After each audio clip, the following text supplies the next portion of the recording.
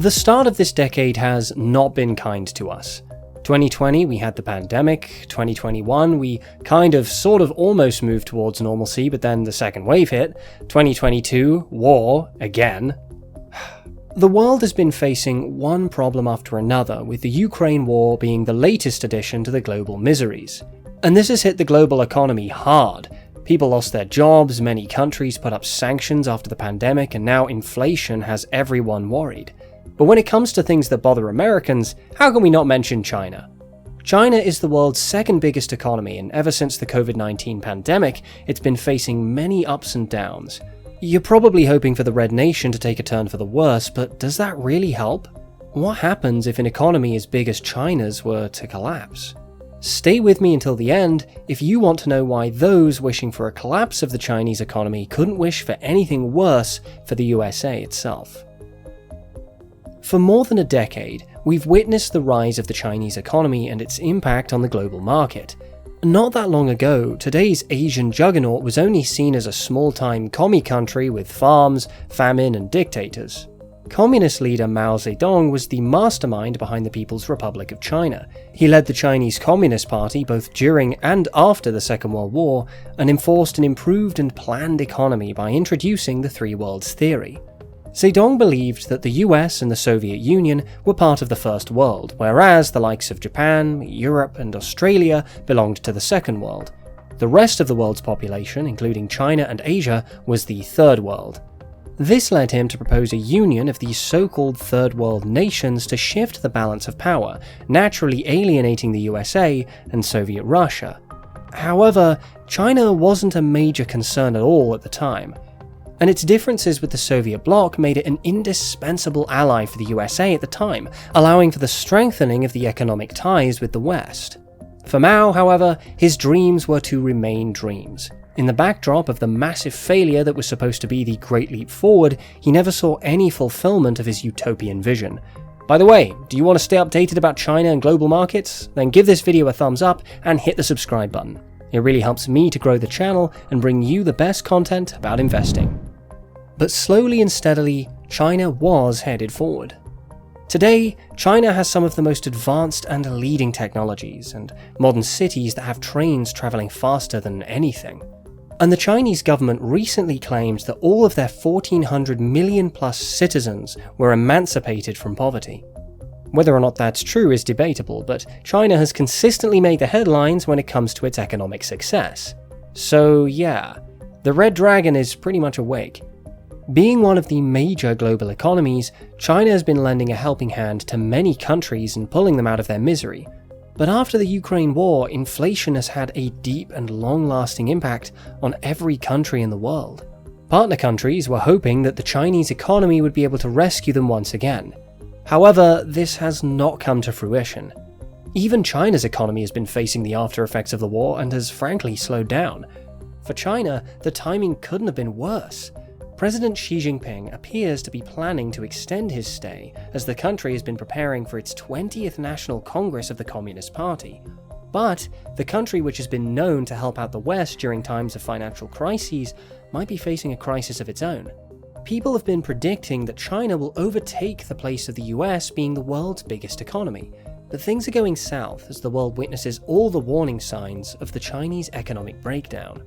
Some would say it all started when Beijing issued a zero-COVID policy that led to the shutdown of major industries, and lockdown left most of the population unemployed. China was unable to fulfill its annual GDP growth target of 5.5%, and it dropped all the way down to 3.3%. This is the lowest rate they've experienced in over 4 decades.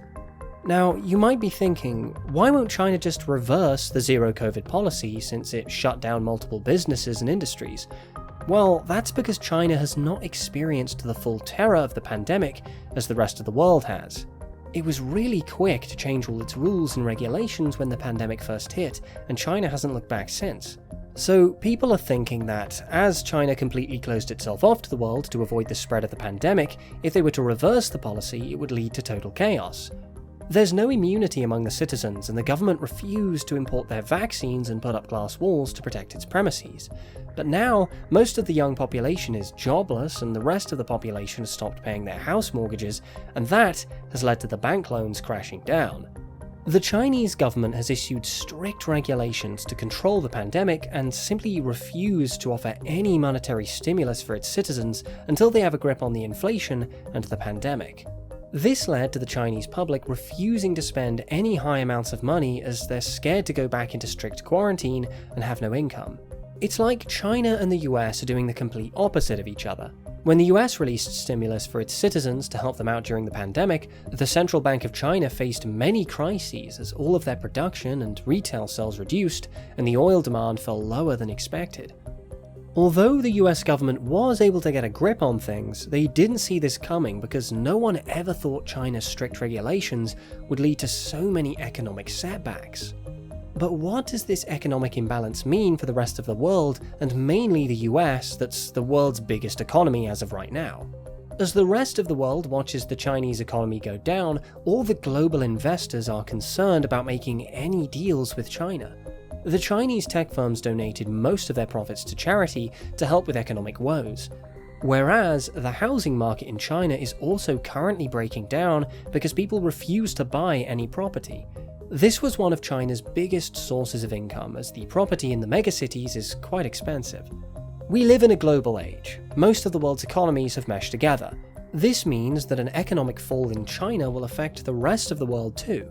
The US is one of China's trading partners, and now billions of dollars worth of export to China has just crashed and burned. On the other hand, China has control over most of the natural resources, since more than half of the world's iron ore originates from Pilbara. As you know, China's oil and coal imports are falling. The country is facing a deadly combination of slow demand and keeping its resources to use self-sufficiently to protect its own public. So all the global exporters are facing a lot of dangers of their own. Most of the world, including the US, relied on the import-export relationship with China, but steel and cement production have slowed down as well. So most of the world's huge industries and import-export experts are in extreme distress. China has been so closely embedded within the US economy and the rest of the world's economy that any huge shutdown will have an impact everywhere. Most foreign and US investors hold around 3.5% of China's equity in bond markets, so any small percentage change can lead to the loss of billions of dollars. China is one of the biggest customers of the US Treasury securities. This means that if China can't afford to purchase all these instruments, the US will have to raise the prices and reach out to other countries to balance out its own economy. The US can't afford to raise the interest rates, as the country is currently battling inflation along with the rest of the world. If one huge economy shuts down, it can be like a domino effect and affect the US economy too. We can only hope that there's no imminent economic shutdown, because the way China and the US are enmeshed, the US economy will face a lot of backlashes, and this is a massive understatement if anything happens to the Chinese economy. I think we can safely say that China won't be able to rescue anyone this time, and let's hope it can pick itself back up again. What do you think about China's economic downturn? Do share your thoughts in the comments below, and I'll try my best to respond to all of you. If you enjoyed this video, make sure to watch our previous video about China's economic woes, and don't forget to click that subscribe button. I make videos like this every week where I uncover the secrets of money and finance. Stay tuned for the next upload.